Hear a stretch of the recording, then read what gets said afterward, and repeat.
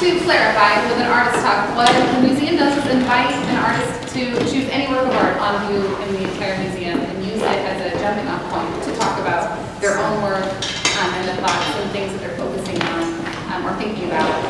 So the work of art is the jumping off point. You'll probably learn a little bit about that and also about Sabine and her work. And I'm going to introduce her now. Sabina Haque is an artist of South Asian descent, raised in Karachi with her American mother and Pakistani father. She received an M.F.A. in painting from Boston University in 1998 and teaches fine art at PSU. Her experience of living between cultures and exploring the creative potential of the many places that she calls home. Her work's been exhibited in solo and group shows.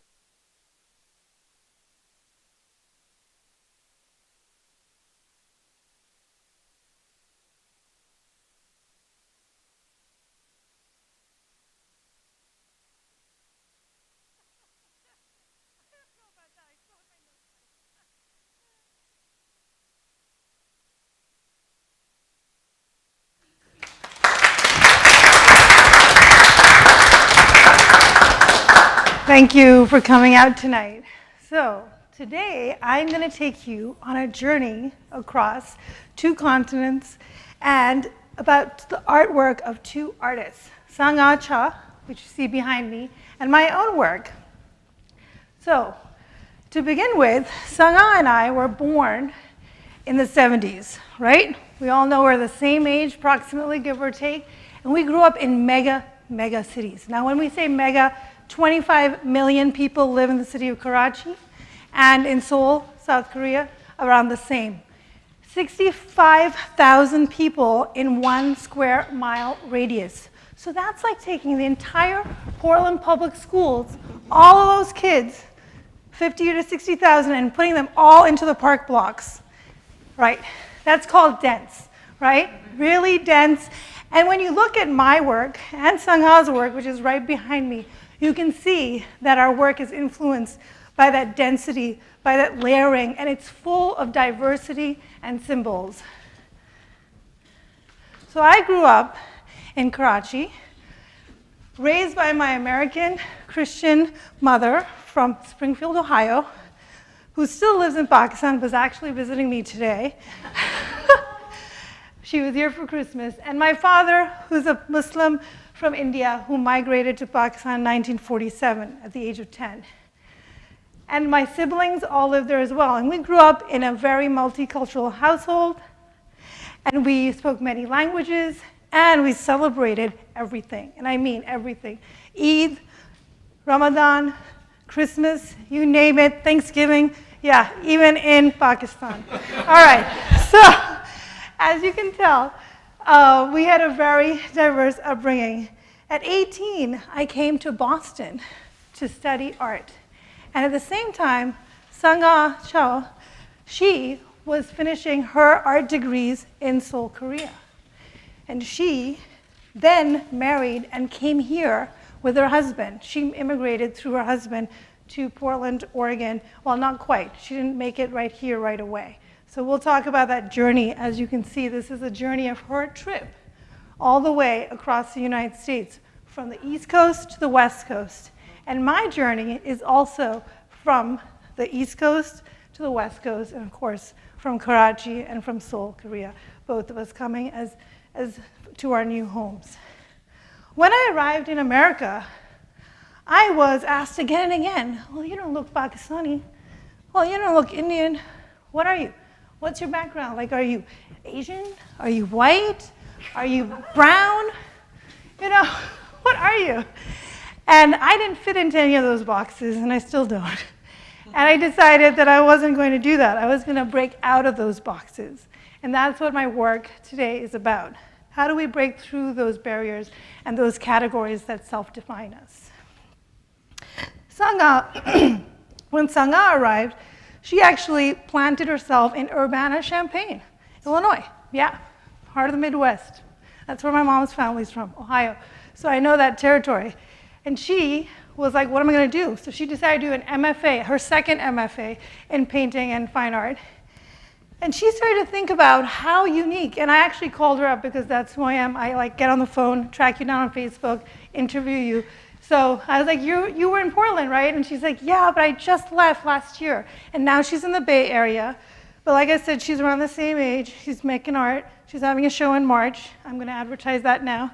So anyway, she said she was really interested in how we see each other in these different cultural boxes. How do they overlap? How does one culture see the other through the other person's eyes? So we talked about how our work overlaps. It really connects with that message of like how these different worlds meet and collide with one another. So this is a series that I'm going to talk about next. This is my work. And it started when I wanted to investigate my identity and how those are many layered pieces, both Muslim, both American, and as a woman. And these works were made, there were light boxes that plugged into the wall, and I'm going to show you a piece installed. And they were made in West Virginia in 2003. So I was about 30 years old. I had jumped from Boston all the way to West Virginia, and I was making work post 9/11. So you see here the flag. I had actually gone to a VA station and asked them to borrow some of their flags. And I took those to my studio and worked with my photographer, and we did these mini performances where I worked with the imagery, and then later, the text is actually Urdu. Assalamu alaikum, mera naam Sabina hai. So that is, my name is Sabina in Urdu. It's not Arabic, it's a Persian, combination of Arabic and Persian together, and it's from the daily newspaper. And then my other part of my identity is that American flag, which I'm putting over my head as a headscarf, not because I'm religious, but that is who I am culturally, and that is what I want to be known as. And that is an important part of the American fabric of the society, and I wanted that to be part of this work. This piece, as you know, is called One Nation Under God. At that time, there was a 300% uptake in hate crimes. And we've had that in Portland also in the last 2 years, uptick in hate crimes. My face is completely covered, and these are portraits of myself, completely covered with the colors of the American flag, and that text that you see is taken and collaged from the biblical Bible and from the Quran, and it's verses around brotherly love. And so I took that, and I wanted to subvert this idea of like the terrorist, the covered person, and how do we get to that point? And if you look here at the light box that's illuminated from the back, there's the faces of people that I painted, a series of 50 portraits that I painted that were really big, and they had interviews, and if you come close to this piece, it's about yay big, you can see the interviews and the faces and the people. So a sea of humanity, because in a sense, I'm more interested in what we have in common, and but yet, we seem to always focus on our differences. And those differences are always creating conflict. This was a backdrop, not too long ago, of what I was seeing and what I was hearing as an artist. And like Sang-Ah, I was influenced by consumer media. I was influenced by how we consume images of war and depictions of my part of the world and by Muslims that are being affected, and by my fellow Americans, like my uncle. He was in Strategic Air Command in Ohio, so I have people on both sides. So for me, it's very personal. Here you can see that the American flag is an animation that comes up every single time they had live coverage of the war. And they have these like taglines like shock and awe, and the Pentagon, the terror alert, the Iraqi freedom, and real people were dying. This was not being shown on TV. These are made by American soldiers in Iraq who were dying by bombs, like 15 of them, all gone in one day. So they would make these memorials to them on the roadside. So in response to that, I made my piece called War Memorials. And this is about the losses on both sides. I went to the VA and I asked them for the largest flag they had. And I told them I was an artist. I told them what I was going to do. And they were like, yes, we have one. And it was like 15 feet. And I got in that and I rolled myself up. And I just like cocooned myself in there. And my son asked me last night, he's 9, could you ever get out of it, Mother? And you know, those flags on the Fox, they're kind of like shrink wrap. They're bits of color that shrink wrap our brains. And then they send our bodies back in them. So it's really, you know, one of those things. And that comes not from me, but Arundhati Roy, who's an Indian writer and activist. So this piece, if you look in the details, it's a light box that's about 3 feet. It plugs into the wall, so you can actually feel like it's a screen. There's the repeated images of the war memorials, and we've lost over 5,000 people just in that, which just seems so small compared to the hundreds of thousands of civilians that lost. But that is actually part of what is here. It's lost on both sides because that's Arabic text from the newspapers in Iraq talking about the civilians that have been lost. So, like Sang-Ah and me, our work is really dense. There's lots of symbols, lots of messages, and you really have to take the time to kind of spend time letting it unfold. And I spent that time one day, right before Christmas, looking at this piece. And what drew me to it was the welcome signs on all the states. And I was like, oh my gosh, there's one state, there's another state. And then I started to travel through time and through space. So she starts her journey in New York on the East Coast, like me, coming to America as an immigrant with her husband.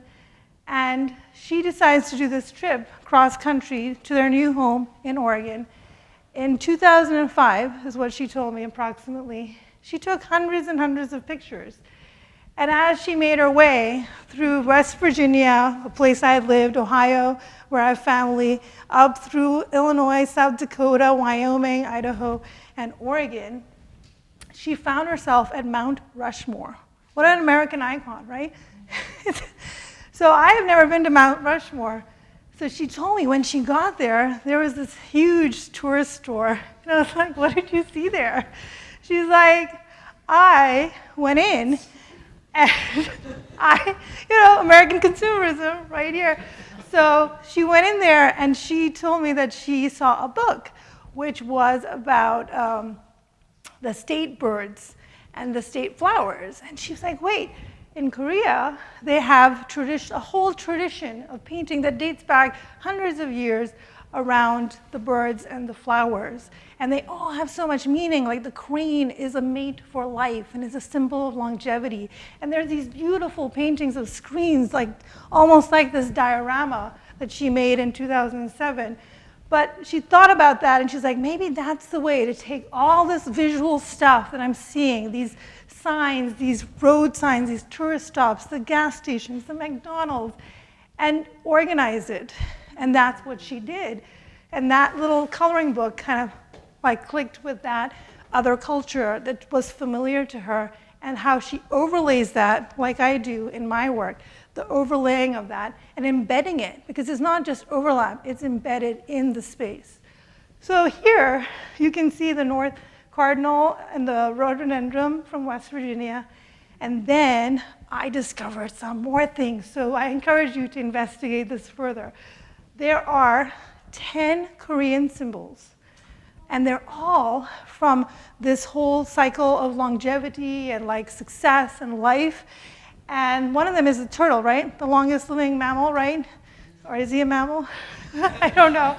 But this turtle, right, is the Ninja Mutant Turtle, right? And he is riding a bison in Wyoming, over there. In every state, he reappears. So you got to find him in every state. And then you see like Bambi, which is the deer. You see the Christmas trees, which are the pine trees, the water, the sun, the crane. So they're all floating throughout the space in here.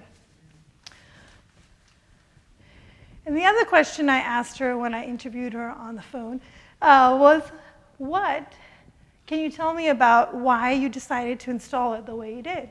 She's like, I initially just made the paper diorama piece. And I said, did you use a laser cutter? She's like, no. I cut it all out by hand. I was like, darn it. Anyway, I'll show you a 4D piece that I did, and I cut it out in real time on video, which is equally challenging. We'll end with that. But here, she cut this whole thing out, and she's like, how do I want to display this? And she's like, I want to put it in the context of the store, like in the context of American consumerism, right? And when I looked at this, I walked past and I was like, oh my God, what is that? Stuffed animals? Like, what is this museum coming to? I know, but I was like, I like color. And what's that in the center? And I want the cereal boxes. How does this all make sense? And so it took me a while, but I am really glad that she built these shelves and decided to install it the way she did, because guess what the key is up there? Do you know what's going on up there with the stuffies? It's a calendar, right? So consumer extravaganza calendar, where do you start? It's already, have you seen the Valentine's Day candy, right? So we have Valentine's Day. What's next, ladies and gentlemen? Easter, what's next? What's missing? What's missing? You know this. Something green. Martin, green, Patrick, right? Can you imagine? My son, who's 8, looked at the picture and said, she's missing. And that's how well trained we are. No, it's an issue. But yeah, it goes all the way through Thanksgiving, every month, right? So part of what she told me is that she's trying to create in this centerpiece this surreal, utopian landscape that's overlaid with culture from Korea, culture, pop culture, place, location, piled up on one another. And the boxes are those rainbows of ultra sweetness, right? And guess what? There's actually cereal and immense amounts of sugar, because these are all the boxes we don't have in my household, right? Maybe Honey Nut Cheerios sometime. So, exactly. So I'm going to take you to a body of work that I did. This body of work directly references our popular culture, but a darker side, as you know. The darker side is that this image is actually my hometown, Karachi, the city of lights, where my white mother still lives. And we have our fair share of issues. I won't take that there, but it's a thriving city with life, and people go out, and we have the largest Pizza Hut in the whole of Asia. I mean, come on. My 90-year-old grandmother from India used to go there. I want Pizza Hut, please. She'd go there, and she'd eat like a whole pizza with chicken tikka on top. But I know. So I went to look at the maps, and I was trying to do a work for a show. And what do I Google up? Karachi, from the Call of Duty, the video war game map, which actually takes the name Karachi, imagine Portland, and makes a video game where you can virtually bomb up people and places from your computer screen. Right, and they got the language wrong too. They didn't put in Urdu, they put in Arabic. We don't speak Arabic. We're South Asian. So when you click on it, that map, it takes you to all these places that you can virtually bomb. And this is a $100 billion consumer industry in the United States. And the majority of it is war games, a lot of it. There are a few other games I've investigated, but this is something that I was like, what am I going to do with this? And so I decided to print these out at my job at PSU and actually repaint them, recreate them. So I took my paintbrush and I actually took my oil paints and I started to stencil and cover up and add color and retransform these places into the magical places of my childhood, the magical places that people live in and breathe in. And these are the colors that are super bright and surreal. The colors of the continent where you have endless sky and endless sea. And you have the lotus flower that's blooming across, and the tendrils of the roots of the banyan tree that I used to swing on like a monkey. And that's what I did. I made 30 paintings, because that's how many maps there were. And I displayed these maps in Karachi, right next to the transformed painting that was about 3 or 4 times bigger. That's the bombs falling onto the site. And so I've converted those into these spirals of energy coming out of this X-ray world. And also, I was influenced by Indian miniatures, very much like Sang-Ah with the traditional painting. So I put that in my work as well, although I'm doing oil painting, and miniatures are much smaller. This is called the City of Light, and it is zooming in on the target, which was called Deathmatch. And you could actually, those were bullets, and I stenciled over them with the paint, so it looks like light radiating out. And I turned the targets, those circular targets, into stained glass windows. And then the trees are about symbols of growth. This is called Pandora's Box. Crater. And this is no man's land. Hands touching no man's land. Aerial attack, but the kite is a symbol of spring in South Asia, and you fly them in springtime, and then the tail turns into the lotus flower. Mushroom cloud. So this whole series was exhibited in multiple cities and countries, but at the time when I had moved here and I made this work in 2013, I showed it overseas, and I took all those paintings, 30 of them, which is about 600 feet of canvas. They were designed very specifically for travel. Nothing was wider than 4 feet, because that was the size of my tube that was going to be. They were unstretched, because in Pakistan you can stretch or frame anything. There's a whole crew of people who will do that. But I took those paintings 600 feet on my body there. And I had the exhibit, came back, sold a bunch. And when I came back on that plane, which over here is a drone, but on that plane, I was thinking about, it's time, Sabina. I've been in Portland, and now it's time for me to really engage with my art community and to engage in the stories of Portland and really become part of that and have a show here. And so in 2013, I applied for the artist in residency for the Portland City Archives. Yeah, I was going to be a research person, but they wanted an artist. So that's what happened. So this is just for confidence. Anyway, so what was really interesting about this story, what drew me to this, was there was an untold story about Portland that I wanted to find out. There was these real people that were living all the way on the east side of 82nd. And I'd been to 82nd, but the archive sent out a call, and they said, we want an artist who's going to research all the things that have happened east of 82nd, because the city boundary stopped in the 1980s at 82nd. So the archive did not have any old stuff, hardly anything, nothing. So this entire swath of land with 140,000 people was really undocumented. So they were asking for somebody to document the undocumented. And I was like, I'm your woman.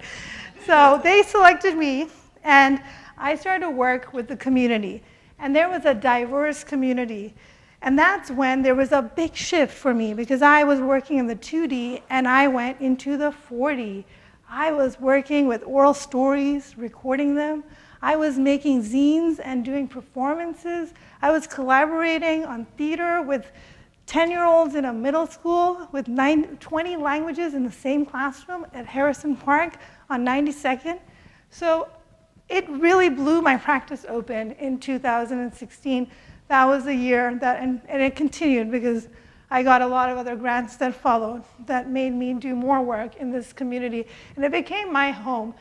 So you can see here that there's the Vietnamese families, and there's Chinese, and there's Somali, and even this woman in the center, which I'll talk about later. She's an 80-year-old activist, and she actually fought for a city side by side. And I'll tell you that story. So in the archives, these are maps that I found, and then I repurposed them into prints. And you can see the growth of Portland over the years. And Portland had this huge jump in the 80s where it needed to have more land. And so what ended up happening is that this whole area was unincorporated. And the city officials said, this is built up now, and we need to have that land. But guess who was living there? People that couldn't live in the 40s, 50s, and 60s, either because they had been redlined out, black folks, people of color, and poor white folk. And also, in the 1980s, a whole group of refugees. Huge amounts of refugees, 300 to 400 refugees a month. 3,000 refugees coming from Vietnam area in 1980. So this area is where it was pulling everybody in because the housing was cheap. There weren't any codes. There weren't any sewers. There were septic tanks. There weren't any sidewalks. So now you know why half of our city is not sustainable. And that's half of our city because 82nd is the geographical center of our city as we know it today. So the city said, let's annex. That old lady that was 80 years old, I went to interview her too a couple of years ago for the archive. And I archived her story because that was never in the archive. And her story was there in the documents. Through the city documents, I found her name. And she petitioned and had 100,000 signatures, which is not an easy task. And they petitioned to create their own city, like the Twin Cities. It failed. They didn't give permission. And so people felt like they were being forced, and they knew why, because they were being forced to pay taxes. And they wanted to be with the county, which was unincorporated, and get their water from there. But that didn't happen. And so they moved in, and they got a check which said, you need to pay $20,000 to hook up your sewer now to the city of Portland. It was 1980, and an average salary there was, a yearly salary was $20,000. So there was a big fight. And our congressman, what's his name? You know, he's in charge of, who is it? Blumenauer? Yes, Blumenauer. City councilman at the time. Yes. He had to work with these people, and he did reduce it. But 8,000 is still a lot of money. 8,000 is what they had to pay. So you can see the dollar figure there. And it was paid by East County residents because the city of Portland at the time did not want to pay for anyone east of 82nd. So that's our history right there. So another thing that was happening simultaneously in 1981 was the entire refugee crisis was happening. And our community in Oregon actually welcomed them. But our president, Reagan, cut funding. So people had just landed and needed support for those first 3 years were not given the federal support. So the state of Oregon and the archives said, I'm sorry, but for many of you, the best advice is move to another state. Yeah, so fun facts in the city archives. Yes, so this is all art that I made officially with the documents, and then they were presented in different sites and different venues in large installations. But this is a fact of today. So 2013, that's a map of people of color, which is also synonymous with affluency and also synonymous with youth. 40% of our youth is on the other side of that red line. 40% of all kids growing up do not have access to a library except one library, Midland. Very few parks, food desert, no artisanal breads, all that stuff, right? No scooters. You can get run down and killed on the east side of 82nd at 8 spots. 8 spots are the most dangerous in the city to be killed, and they're all east of 82nd. So, some hard facts. We decided to work with youth, me collaborating with them, to make these giant posters that were designed by kids at Madison High School, which is right on the line of 82nd. And they designed all these images, silenced. They feel silenced, and the kid who drew it and drew the lines through it said, these are the things we want, but I feel like we're not getting heard. And they're being denied to us. It was a powerful message. And we got NPR to cover it, and we had a lot of different videos. And we need representation. We need jobs, housing. And they did silk screens and they did zines. I have a few to bring to you today. And so We have continued to do that work, and we are doing it through different formats. But I wanted to show you, in a visual way, a piece of art that I made and showed. It's 100 years on 82nd. So it's not the journey here, but it's the journey of one street that divides our city into half, between brown and white, between poor and affluent, and between our young people and our future. And this shows you how rich and diverse it is. And if you haven't been to 82nd, I encourage you to take that leap and go check it out, because I'm going to give you a walkthrough in 5 minutes of all the amazing things that I've found and discovered myself over the last 2 years. So with that, we're going to start this video. And everything that you see here is from the archives, the actual videos of Portland from the city archives. And there's also a video that I shot in the last 2 years, which is the larger format. So they're layered in between, like a 4D Sang-Ah. You'll see it in a minute. So this is 82nd area. East Portland was all farmland. Actually, the Native American population lived there. And this is 82nd in 1928. Farmland, Japanese-owned farms. So now the building is called Orchards on 82nd because of a Japanese farmer that was interned, fun fact. But anyway, this is 1934. Whitening, car culture comes to America. Consumer culture comes to America. The start of consumerism, as we know it today, started in the 1920s, the roaring 1920s. And you can see Portland traffic. You do not want to be a driver at that time. Look at this one. Yes, right. So you see all the dealerships. That's where you would come to buy a car, because this was our first freeway, our first north-south freeway. And this is on Powell. The structure still exists today around 9th and Powell, where you would go your DEQ to get your car, like check the wipers or the lights, right? So this shows you how Portland was now being connected from the urban city out to those places which weren't regulated, and poor people could live there. People that didn't have access could do that. That's a Rose Parade going through on 82nd Division. This building now, in 2018, is opening up as the affordable housing unit and the place where Apano has the Asian Pacific Islanders, and I did my exhibitions there. That mural was on the side of that building. Portland Public School. Kids in the 1940s drinking their milk. So there's been a huge cultural evolution that we know of in Portland. And now you have people on 82nd, and our schools don't look like totally white anymore, especially on 82nd, like I mentioned. That was Fubon, the largest Asian store in Oregon. I shot that.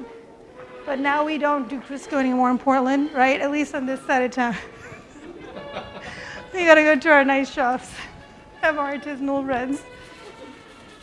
But you can get as many types of soy, or I don't know what all these sauces are, but they're all dark and they look interesting. I mean, I have a few, but not all of that. But yeah, I mean, I was like looking at this, I was like, oh my God, this Sang-Ah piece and my visual piece, they're like somehow merging together at this very moment with the plastic toys. So I actually decided to cut out three-dimensional moving time and embed it, the videos from different time zones, into the landscape. This taco place was established in 1960 on 82nd. It was a white guy who went to Mexico and decided he was going to open up a taco shop. The first taco shop in Portland, 1960. I love it. I'll say it's called the Taco House. You'll see a picture of all these women. Yeah, it's amazing, you know. Polio vaccinations, really important. Vaccinate your child. We used to do it. King Wing, Wing herbs, authentic Mexican food, Chinese culture. Taco House, that was 1960. 82nd is the most interesting place because there's so many juxtapositions that simply do not fit, like the church and the taboo sex shop. next door to each other. Like, that's why the signs are there, because there are things that do not fit that are there because there's no other place for these things to go, right? And then you'll see like there's like a whole Hispanic community that's really embedded in this. A Somali wedding that I recorded at Africa House, which is not very far away. This was exhibited 20 feet by 12 feet in that warehouse building, and it was loud. So, with that, I am going to end with the signs of the times, which you just saw. It relates directly to Sang-Ah's work because it's a visual journey that takes us across this world of ours, from Portland all the way back to the East Coast, all these different places we've journeyed through today. But what drew me to her work was those welcome signs, those welcoming signs that led me through the different states, that told me I'm here. Our practice is about the spaces and those lines between places. How do we pass through these frames and boundaries that exist? And how do we find and inhabit the space that is in between us? Thank you. Questions? We're going to do questions. We also have wine and cheese. And please look at the artwork here. Yes? Where is your work going from here? What am I doing next? So I was going to show you 25 more slides, but I am very, very prolific. I only showed you 3 bodies of work, but I have like literally like 15 bodies of work and multiple modes of working. But like I said, the practice of working with the community, really, my practice is now like theater, like image, animation, like it's really 4D. But the print stuff is at the core of it because that's how I think through my ideas. So I'm doing an installation in November, a solo exhibit at the Mississippi campus, PCC Cascade Paragon Gallery. Come to that. I have a piece called Unbelonging, which started on 82nd with the kids. We did shadow theater, and it was just the body, right? Remember those things I did in West Virginia? The body. How do we inhabit belonging in our body? And so I worked with 4 dancers, and we have the shadow that is choreographed already, and the map that's animated in 5 minutes of the entire boundaries of the entire world, and there's an engagement process that happens through that. I'm going to do workshops with the DACA students, and we're going to engage with that. They're going to collaborate with me on designing the programming for the show, and there's going to be a walkthrough installation. Have I exhausted you yet? Where it's going to be the shadow and the map, this person engaging with their body or moving through space and time. So it's kind of like, almost like going through the layers, but in 3D. Yes. Yeah. Gotta come and see that. So I have cards. If you want to be on my mailing list, you can write in my little notebook. So yeah, I promise I don't have that much time to bombard people. I didn't even tell people about this. I was like, no, I'll get to it. Any more questions about the work? Or? You spoke a little bit about how your work here in this work is they're very dense, so they're layered, yes. Can you speak a little bit to your process of assembling so many different pieces into one piece of work, how that works? So, should we go back to the slide? So that's a really, really good question, and I didn't talk about it. But so, for instance, this is really interesting. That portrait of myself, right? The one where I have like the face which looks like the text. How did I get that? And how is it a light box? And so my work, like these layers, goes through multiple processes. Like it becomes digital, it becomes real, it becomes digital, it becomes object.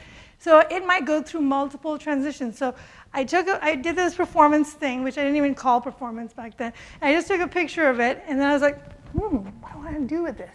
And then I had done these, like I had put my face, covered it with plaster, and I made a mask of my face. So it looks exactly like it's sewn in. And then I collaged it with all these layers of the newspaper. And I had that lying around because it was another show. And I like scanned it, like on the scanner bed, because I was interested in this scanner. It was like 2003, man. Scanner. So I scanned it, and I was like, oh, let me just like put this in Photoshop. And I did that, and voila, it was like stuck onto my face in this blended way, right? So then the other piece that you see, the one nation under God, which is the biblical text, I was like, dude, who is going to collage this in Photoshop? So I printed out the photograph and collaged the whole thing in like in real time, and then I scanned it again, and I turned it into a light box, right? So yeah, so I do things, all kinds of things, and then everything kind of like smashes together. So I use multiple processes. I use, theater, and like now I use even more crazy processes, yeah. I mean, like the stuff from the theater, I have like hundreds of pictures, and I'm taking those pictures now to draw the installation. So I'm taking out those frames for you to really sit with, because every media gives you a different feel, right? And I don't know, I like different media. I'm going to actually be projecting in a mobile projection unit with a group of artists on public buildings in Portland. We just got funded. So I don't know how to do that. We're gonna be mapping stuff, so I'll keep you posted on that. I'm gonna have a whole blog about my process. Anyway, any more questions?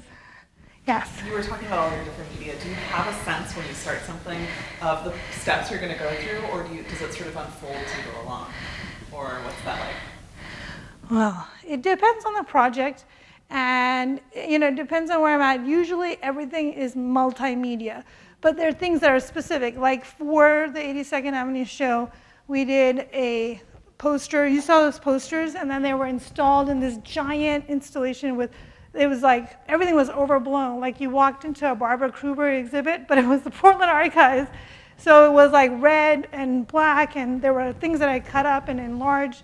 So it was huge. And you just saw like a little section of it. And then we had, so I always work with the small thing first, and then it kind of speedballs into these bigger, like, well, how do I want people to move through the space? And like, I like to design the space and think about that. Like this show that I'm talking to you about, like, it's like got multiple levels, right? It's the installation, it's the video, it's the performance, it's the work with the DACA students. It's all one big thing, but it starts with the image, and I draw it. Like, that's what I do, yeah. Because that's what I went M.F.A. in.